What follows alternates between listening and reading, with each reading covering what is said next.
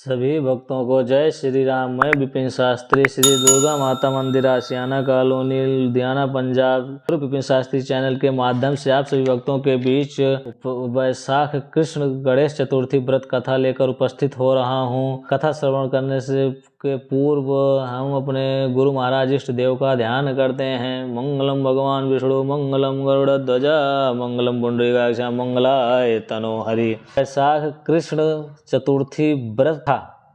धूम्रकेतु नामक ब्राह्मण की कथा।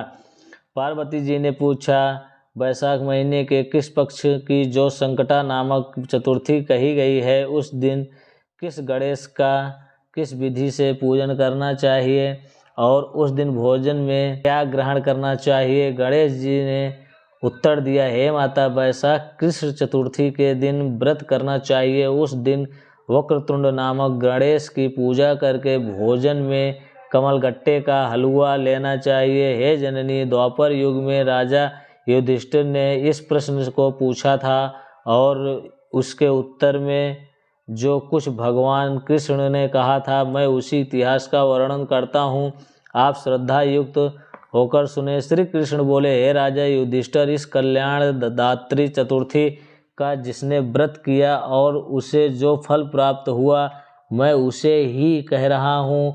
प्राचीन काल में एक रंतिदेव नामक प्रतापी राजा हुए हैं। जिस प्रकार आग तृण समूहों को जला डालती है, उसी प्रकार वे अपने शत्रुओं के विनाशक थे। उनकी मित्रता यम, कुबेर, इंद्रादिक देवों के से थी। उन्हीं के राज्य में धर्मकेतु नामक एक श्रेष्ठ ब्राह्मण रहते थे। उनके दो स्त्रियां थीं, एक का नाम सुशीला और दूसरी का नाम चंचला था। सुशीला नित्य ही कोई न कोई व्रत किया करती थी, फलतः उसने अपने शरीर को दुर्लभ बना डाला था। के विपरीत चंचला कभी भी कोई व्रत उपवास आदि न करके भरपेट भोजन करती थी। इधर सुशीला को सुंदर लक्षणों वाली एक कन्या हुई और उधर चंचला को पुत्र रत्न की प्राप्ति हुई। यह देखकर चंचला बारंबार सुशीला को ताना देने लगी, अरे सुशीला, तूने इतना व्रत उपवास करके शरीर को जर्जर बना डाला, फिर भी एक कृषकाय कन्या को जन्म दिया। मुझे देख, मैं कभी व्रतादि के चक्कर में ना पड़कर हष्ट-पुष्ट बनी हुई हूँ और वैसे ही बालक को भी उत्पन्न किया। अपनी सौत का व्यंग बाण सुशीला के हृदय में चुभने लगा। यह पतिव्रता विधिवत गणेश जी की उपासना करने लगी। जब सुशीला ने भक्ति भाव से संकट नाशन गणेश चतुर्थी का व्रत किया तो रात्रि में वरदायक गणेश जी ने उसे दर्शन दिया।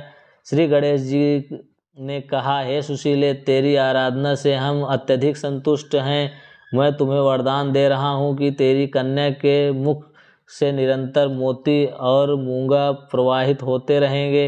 हे कल्याणी, इससे तुझे सदा प्रसन्नता रहेगी।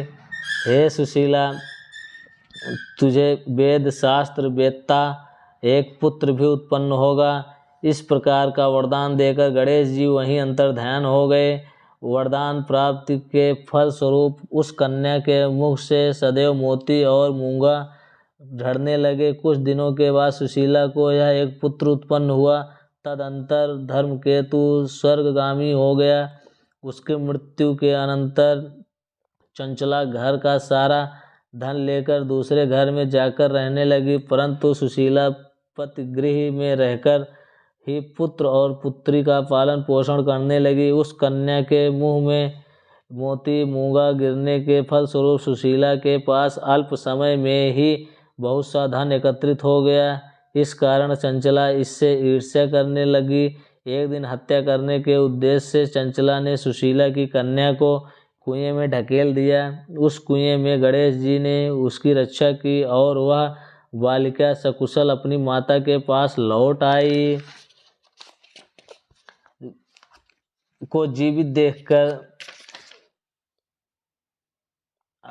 उस बालिका को जीवित देखकर चंचला का मन उद्विग्न हो उठा। वह सोचने लगी कि जिसकी रक्षा ईश्वर करता है, उसे कौन मार सकता है। इधर सुशीला अपनी पुत्री को पुनः प्राप्त कर प्रसन्न हो गई। पुत्री को छाती से लगाकर उसने कहा श्री गणेश जी ने तुझे पुनः जीवन दिया है। अनाथों के नाथ गणेश जी ही हैं। चंचला आकर उसके पैरों में नतमस्तक हुई। उसे देखकर सुशीला जी के आश्चर्य का ठिकाना न रहा। चंचला हाथ जोड़कर कहने लगी, हे बहन सुशीले, मैं बहुत ही पापिन और दुष्टा हूँ। आप मेरे अपराधों को क्षमा कीजिए। आप दयावती हैं। आपने दोनों कुलों का उद्धार कर दिया। जिसका रक्षक देवता होता है उसका मानव क्या बिगाड़ सकता है। जो लोग संतों एवं सत्पुरुषों का दोष देखते हैं वे अपनी करनी से स्वयं नाश को प्राप्त होते हैं। इसके बाद चंचला ने भी उस कष्ट निवारक पूर्णदायक संकट नाशक गणेश जी के व्रत को किया। श्री गणेश जी के अनुग्रह से परस्पर इन दोनों में प्रेम भाव स्थापित हो गया। जिस पर गणेश जी की कृपा होती है उसके शत्रु भी मित्र बन जाते हैं। सुशीला द्वारा संकट नाशन गणेश चतुर्थी व्रत किए जाने के कारण ही उसकी सौत चंचला का हृदय परिवर्तन हो गया। श्री गणेश जी कहते हैं कि हे देवी, पूर्व काल का पूरा वृतांत आपको सुना दिया। इस लोक में इससे श्रेष्ठ विघ्न विनाशक कोई दूसरा व्रत नहीं है। श्री गणेश जी कहते हैं कि हे धर्मराज, आप भी विधि पूर्वक गणेश जी का व्रत कीजिए। इसके करने से आपके शत्रुओं का नाश होगा तथा अष्ट सिद्धियां और नवनिधियां आपके सामने करबद्ध होकर खड़ी रहेंगी। हे धर्मपरायण युधिष्ठिर, आप अपने भाइयों, धर्मपत्नी और माता के सहित इस व्रत को कीजिए। इससे थोड़े समय में ही आप अपने राज्य को प्राप्त कर लेंगे। जय श्री गणेश।